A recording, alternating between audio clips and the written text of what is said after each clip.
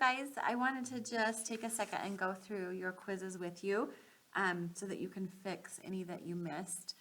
Number one, a rectangular parking lot has a length of 84 feet and a width of 56 feet.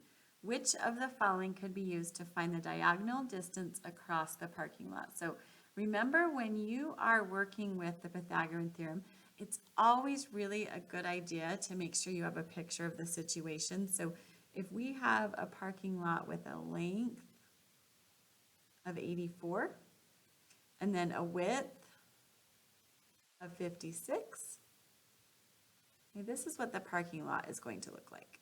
So it's a rectangle parking lot. We have a length of 84, width of 56. And then it says, which of the following could be used to find the diagonal distance across the parking lot? So the diagonal distance would be this distance right here. Notice how that makes a right triangle. The diagonal distance is the right triangle. So the side across from the right angle is always side C. So you have to pay careful attention to that when you are figuring out which of the following, A, B, C, or D, is the correct answer. So what we're trying to find here is the diagonal, which is C. So it can't be this one right here because that one has B left as the variable. With Pythagorean theorem, it's always a squared plus b squared equals c squared. So since this one is subtraction, it wouldn't be that one. On this one, it has to be the 84 squared plus the 56 squared, not adding those together and then squaring. So the final answer for that one would be D. Okay, number two, find the missing side length of the right triangle below.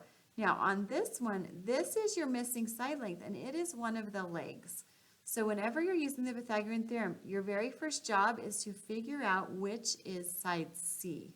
So our side C is 25. So when we plug into the Pythagorean theorem, we have to remember that the 25 has to go in for the C. So this is going to be 24 squared plus the side we don't know squared equal to 25 squared.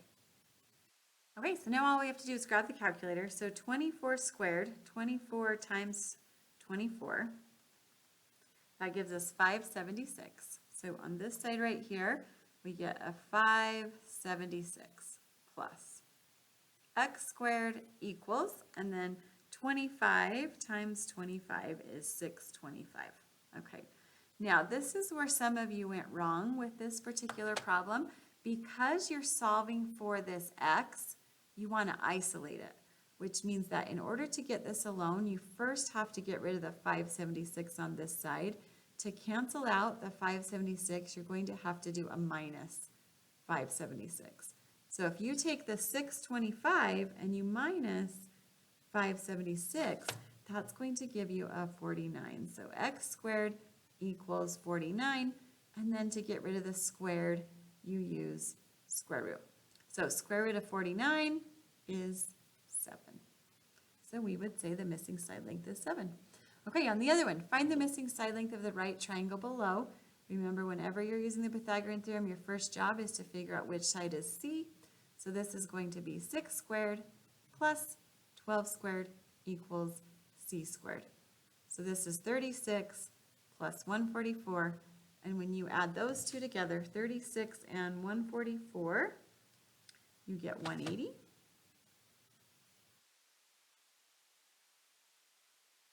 And then when you do the square root of 180, you get 13.416. It's an irrational number, so let's go ahead and round this just to 13.4 inches. Okay, that's 13.4 inches. Okay, let's go to the next part. Which of the following shows the sides of a right triangle labeled correctly?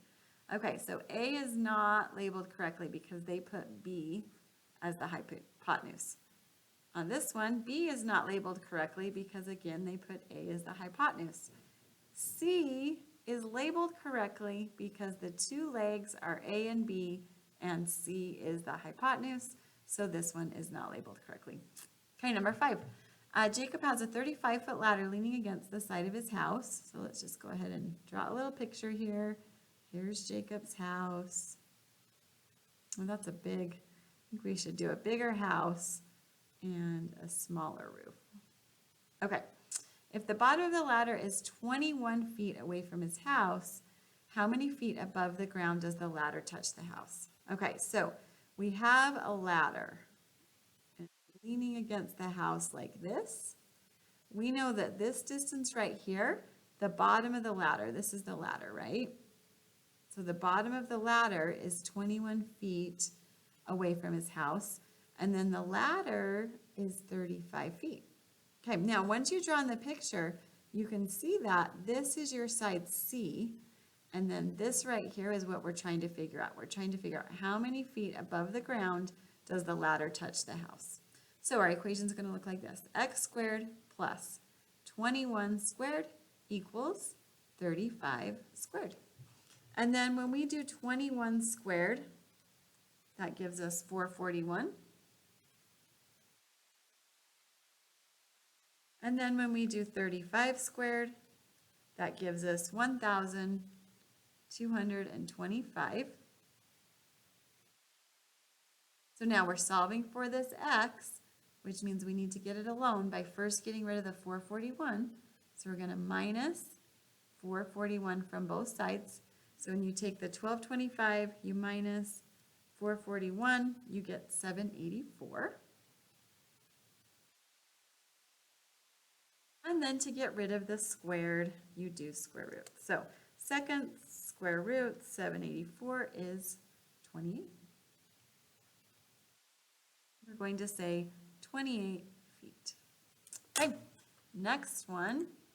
Which of the following sets of lengths could form a right triangle? So last Friday, we learned the converse of the Pythagorean theorem. And what the converse of the Pythagorean theorem says is that if you have 3 side lengths, you can decide if they are side lengths for a right triangle or not, if they satisfy the Pythagorean theorem, okay? So if you plug these in to the Pythagorean theorem and it makes it true, then they would be side lengths for a right triangle. Now remember, whenever we talk about a right triangle, the very longest side is your side C. So when you're using the converse to decide if the side lengths are for a right triangle or not, you have to put the longest one in for the C. So we're going to say 15 squared plus 36 squared equals 39 squared, and we want to see if this is true. So when I do 39 times 39, I get 1,521. And then when I do 15 squared, and I add that to 36 squared, I get 1,521, which means that we found the one that would form a right triangle on our first try. Okay, so A is the correct answer for that. On number 7, why is it not possible to form a right triangle with lengths of 2, 4, and 7 inches? Well, let's go ahead and plug into the Pythagorean theorem and see if it makes it true. So 2 squared is 4, 4 squared is 16, and 7 squared is 49. So these two sides do not equal each other. So when we plug into the Pythagorean theorem right here, because the left side doesn't equal the right side, then we know it's not going to be a right triangle. Okay, number 8, find the value of x in the isosceles triangle. So it tells us that the base is 40, which means that this side right here is 20. Here's our right triangle. We know the one across from the right angle is our side C. So we're going to say x squared plus 20 squared needs to equal 25 squared. Okay, so let's take our 25 squared, which is 625.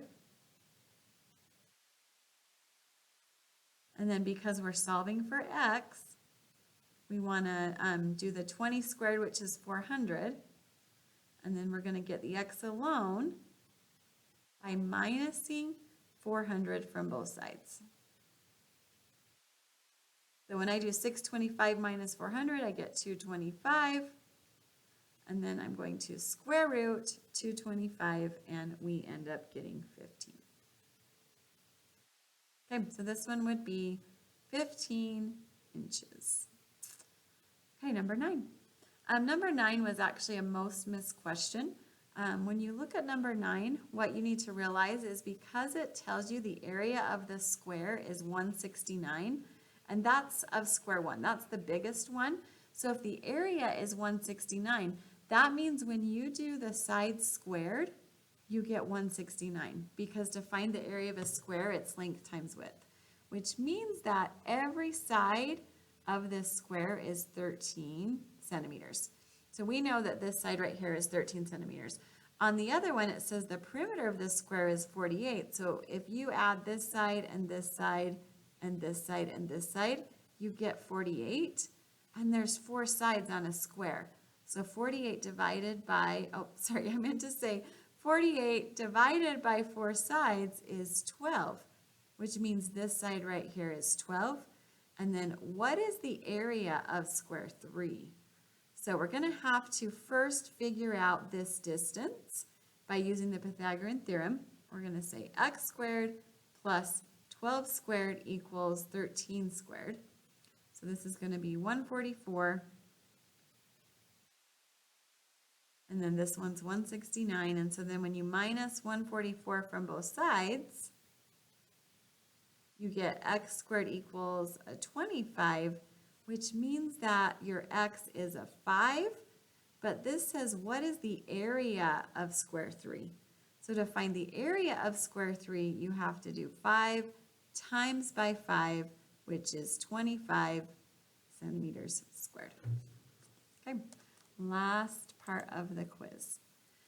Andrew is using 3 pieces of scrap wood to build a wall shelf in the bathroom. The shelf will be shaped like a triangle, and the pieces of the scrap wood measure 12 inches, 15 inches, 9 inches. Will the shelf be a right triangle? Why or why not? Well, if we can plug these in for the Pythagorean theorem and it will make it true, then we can say yes, it'll be a right triangle. If we plug these into the Pythagorean theorem and it doesn't make it true, then we would say no. So this would be 81, this would be 144, and then this would be 225. And when I add 81 and 144 together, I get 225. So we would say yes, this is going to be a right triangle. Okay, next one. Clay went for a run to prepare for a long distance race coming up. From his house, he ran 6 miles north and then 8 miles west. From there, he ran the diagonal distance back to his house. How many miles did Clay run? Now, a lot of you were able to find out this side here. You found it to be 10. Almost everyone did that correctly. But then it said, how many total miles did Clay run? So we have to add 6 plus 8 plus 10, which is 24 total miles. And then the last question, the 4 cities on the map below form a square. About how many miles is the most direct route from Washington to Springfield? So here's Washington to Springfield. If this one's 50, we know that this one's 50. And right here, because this is a square, this is our right angle of the square, so this is a right triangle. So what we're really trying to find is this distance C. So we would say 50 squared plus 50 squared equals C squared. And then when you find that out, you're going to get 70.7 miles.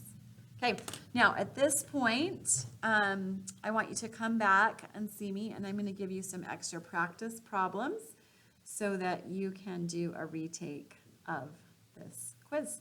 And if you need to also go through your Alex quiz and redo that, we'll also work on that together. So come back to me, show me that you have gone over and you have all of your test corrections written down. I will give you some extra practice so that you're ready for a retake.